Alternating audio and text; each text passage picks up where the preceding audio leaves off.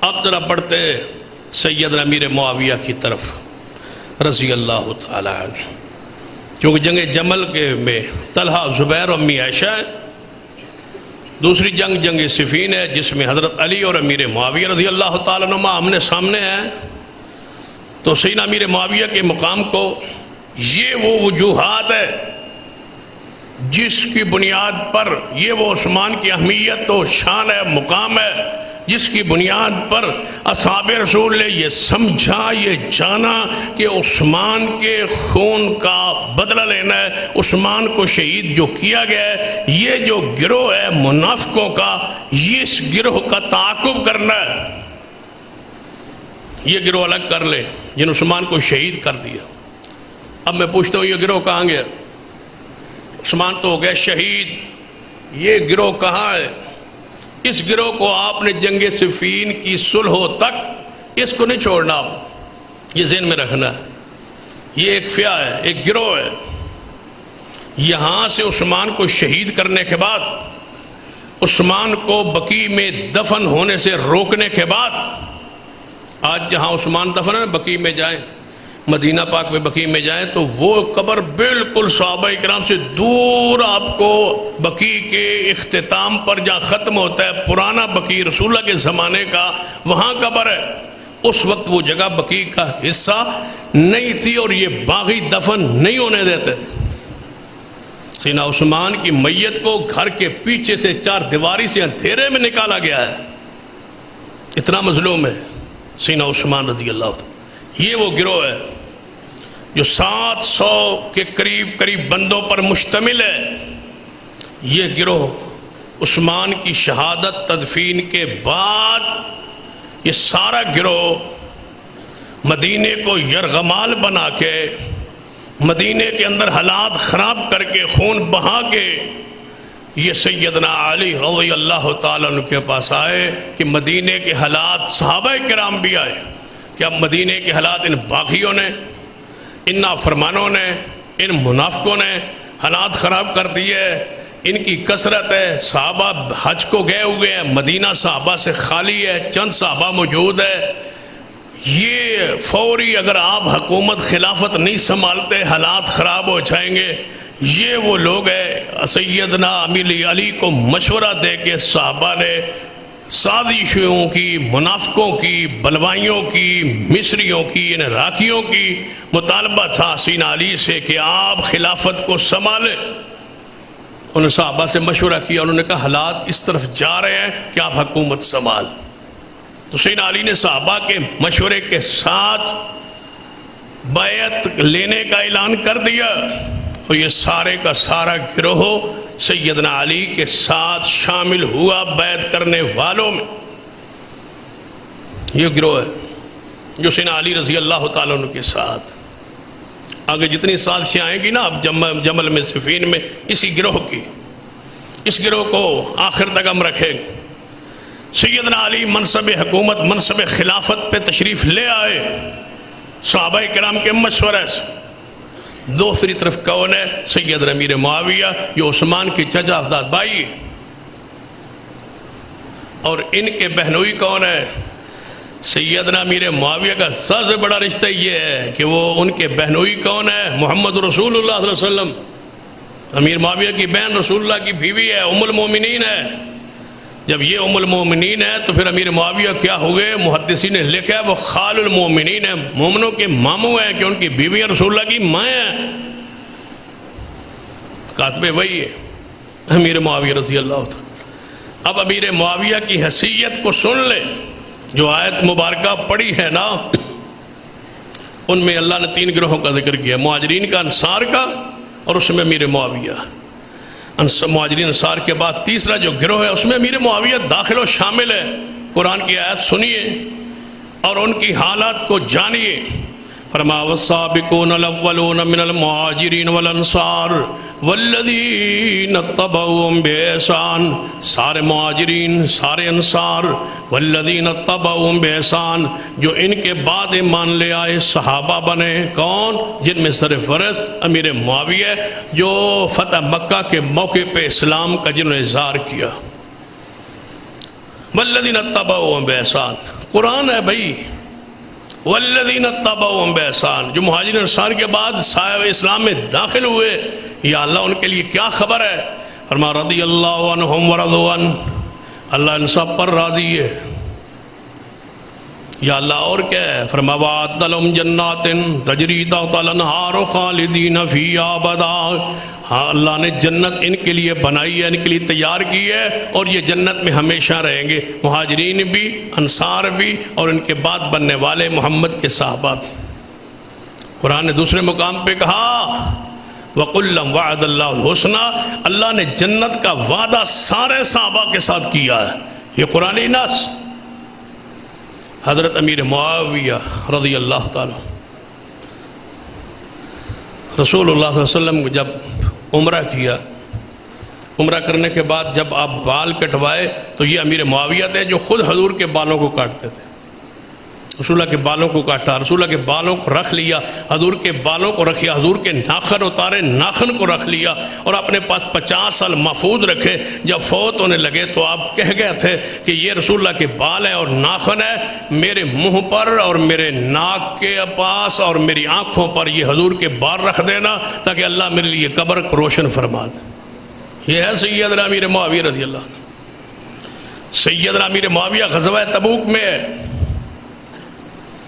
غزوہ تبوک میں شاہ روم کے ساتھ جب مذاکرات خط کے ذریعے ہوگی اور واپس پلٹے رسول اللہ، تو جو شاہ روم نے خط لکھا تھا پورے اجتماع میں سیدنا امیر معاویہ نے پڑھ کے رسول اللہ کو سنایا تھا۔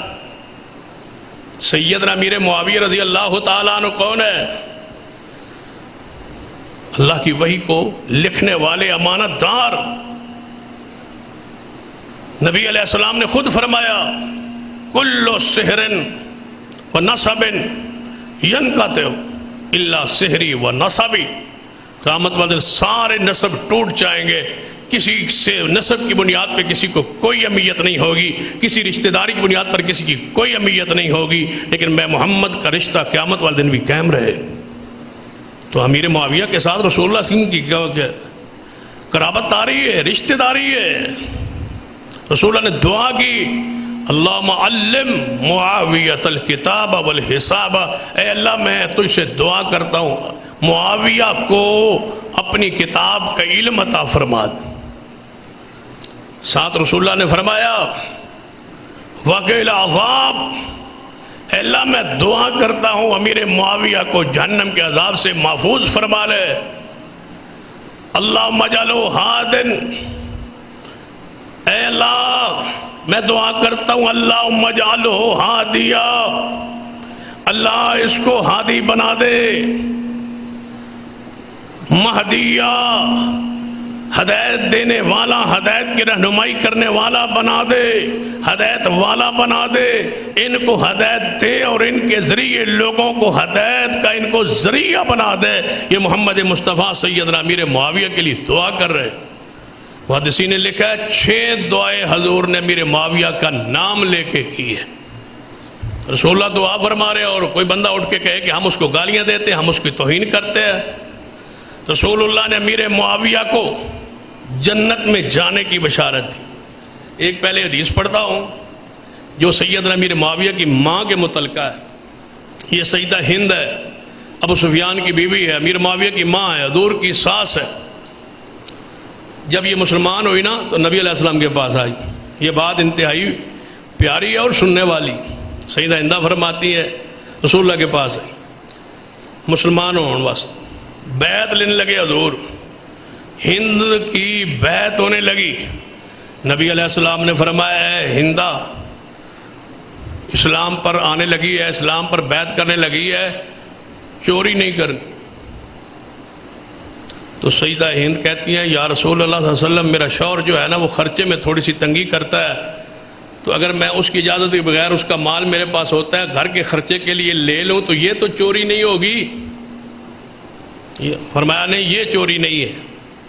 فرمایا یا رسول اللہ پھر تو اجازت ہے تو ٹھیک۔ فرمایا معروف طریقے سے لینا، ضرورت کے مطابق لینا۔ پھر آپ نے فرمایا دوسری شرط اسلام میں عورت کے لیے یہ ہے کہ زنا نہیں کرنا۔ اور ہند کا جواب سنیے، امیر معاویہ کی ماں کا جواب سنیے۔ رسول اللہ فرماتے ہیں زنا نہیں کرنی، سیدہ ہند فرماتی ہیں آزاد عورت خاندانی عورت بھی زنا کر سکتی ہے؟ یا رسول اللہ خاندانی عورت بھی زنا کر سکتی ہے؟ حیران کن بات سنی ہے، کہتی یا رسول اللہ آزاد عورت خاندانی عورت نسب والی عورت بھی زنا کر سکتی ہے؟ یہ تو بدکماش اور پھرنے چلنے والی عورتوں کا کام ہے، یہ خاندانی عورتوں کا کام ہے جو آپ مجھ سے وعدہ لے رہے ہیں۔ جس کی ماں اس لحاظ سے اتنی پاکیزہ ہو، اس کا بیٹا امیر معاویہ ہے۔ آپ کے باپ کو پڑھ لو، بخاری میں، بخاری کا تو آغاز حدیث شروع میں ہی حدیث ہرقل موجود ہے۔ ہرقل نے کیا پوچھا تھا ابو سفیان سے؟ امیر معاویہ کے باپ ہی تھے نا، کہ آپ نے سچی سچی بات کہنی ہے۔ بادشاہ سے پوچھ رہے ہیں نبی پاک کی شان اور تعریف۔ ابو سفیان کہتے ہیں میں جھوٹ بول سکتا تھا، جھوٹی بات کہہ سکتا تھا، لیکن میرا جو خاندانی وقار ہے، عزت ہے، وہ مڑے آڑے آ گیا۔ میں نے محمد کے بارے میں ایک جھوٹ نہیں بولا۔ یہاں مفسرین نے لکھا ہے جو کفر میں جھوٹ نہ بولتا ہو، کبھی غیرت آئی ہے کہ اس کو اسلام کے اندر کہا جائے یہ جھوٹ بولتا ہے؟ وہ کافر تھا اور جھوٹ نہیں بولتا تھا۔ یہ امیر معاویہ کا باپ ہے، صحابی رسول ہے۔ سیدہ ہند جو ہے وہ رسول اللہ کی صحابیہ اور ساس ہے، امیر معاویہ کی ماں ہے۔ یہ خاندانی ان کا جہو جلال ہے۔ پڑھ لیجئے سیدنا امیر معاویہ کی شان کو اور مقام کو۔ ایک حدیث سناتا ہوں جو صحیح البخاری میں ہے۔ رسول اللہ نے فرمایا اول جیش من امتی، سب سے پہلا لشکر میری امت میں سے، یغزون البحر، جو سمندر میں جہاد کرے گا، او جب میں محمد بشارت دیتا ہوں وہ سارے کا سارا گروہ جو ہے وہ ان پر جنت واجب ہے۔ بتایا جائے کوئی تاریخ دان، کوئی مورخ، کوئی شیعہ، کوئی سنی، کوئی پڑھا لکھا انسان مجھے بتائے کہ بحری بیڑا بنایا کس نے اور بحری بیڑے پہ جہاد کس نے کی ہے؟ امیر معاویہ کے علاوہ کوئی دوسرا نام ہے تو پیش کرو۔ رسول اللہ کی خبر ہے کہ جو بحری بیڑے پہ چڑھ کے جہاد کرے گا اس پر جنت واجب ہے۔ جو پہلا لشکر بحری بیڑے بنانے والے ہی امیر معاویہ۔ رسول اللہ نے روکا، حضرت عمر حالانکہ کتنے مدبر تھے، کتنے عظیم انسان تھے، سیدنا امیر معاویہ نے کیا فرمایا کہ میں بحری بیڑا بنانا چاہتا ہوں؟ فرمایا نہیں نہیں یہ کام نہیں ہو کرنا، ہم لوگوں کو سمندروں کے حوالے کر دے، موجوں کے حوالے کر دے، نہ آنا نہ جانا نہ پتہ با کیا ہو رہا ہے۔ میں اسلامی لشکر کو، فوجوں کو سمندر کے حوالے نہیں کرنا چاہتا۔ پھر سیدنا عثمان خلیفہ بنے، سیدنا امیر معاویہ نے پھر پیغام بھیجا مجھے بحری بیڑا بنانے دیا جائے، اس پہ جہاد شروع کرنے دیا جائے۔ گورنر تھے نا، یہاں بڑے بڑے جزائرے ہیں اور ان کو فتح کیا جا سکتا ہے۔ سیدنا عثمان نے اجازت دے دی تھی، امیر معاویہ نے 1 سال میں سینکڑوں بحری بیڑے بنا کے اتار دیے سمندروں میں اور اسلام کے جھنڈے کو لہرا دی۔ امیر معاویہ رضی اللہ تعالیٰ کی بشارت رسول اللہ نے فرمائی۔ ایک اور حدیث آپ نے فرمایا میرے صحابہ سن لو، قیامت قائم نہیں ہوگی جب تک 12 خلیفے نہیں آئے گے۔ بتاؤ پورے کرو 12 خلیفہ۔ اہل سنت کا اجماع ہے کہ یہ چھٹے خلیفہ امیر معاویہ ہے۔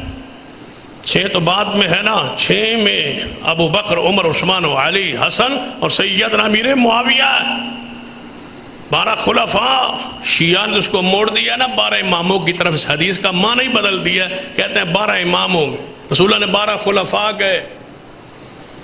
سیدنا حسین خلیفہ نہیں بنے، زین العابدین خلیفہ نہیں بنے، امام باقر خلیفہ نہیں بنے، جعفر صادق خلیفہ نہیں بنے۔ باقی سارے ائمہ جو شیعہ کہتے ہیں ہمارے ہیں، حالانکہ یہ اہل سنت کے امام ہیں، سارے خلیفہ نہیں بنے۔ نیک ہیں، متقی ہیں، عالم ہیں، پرہیزگار ہیں، آل علی ہیں، اولاد علی ہیں، رسول اللہ کی آل میں سے ہے، ان کا احترام ہے، اکرام ہے سارے کے سارے ائمہ کا، لیکن خلیفہ نہیں بنے۔ خلیفہ ابو بکر ہے، عمر ہے، عثمان ہے، علی ہے، حسن ہے، اس کے بعد امیر معاویہ۔ امی عائشہ رضی اللہ تعالیٰ عنہ کی بات سن لیں، ایمان تازہ ہو جائے۔ امی عائشہ فرماتی ہیں جب فتنوں پر سیدنا امیر معاویہ نے پوری طرح گرفت کر لی نا، تو میں روزانہ دعا کرتی تھی، اے اللہ عائشہ کی عمر امیر معاویہ کو لگا دے، امی ایسا فرما رہی ہے میری عمر ہے اللہ معاویہ کو لگا دے تاکہ یہ فتنے جو ہیں سارے ختم ہو جائے۔ امیر معاویہ رسول اللہ سو رہے، سیدہ ام حرام فرماتے رسول اللہ سو رہے تھے میرے گھر میں، اچانک آپ جاگے اور مسکرا رہے ہیں۔ میں نے پوچھا یا رسول اللہ مسکرا کیوں رہے؟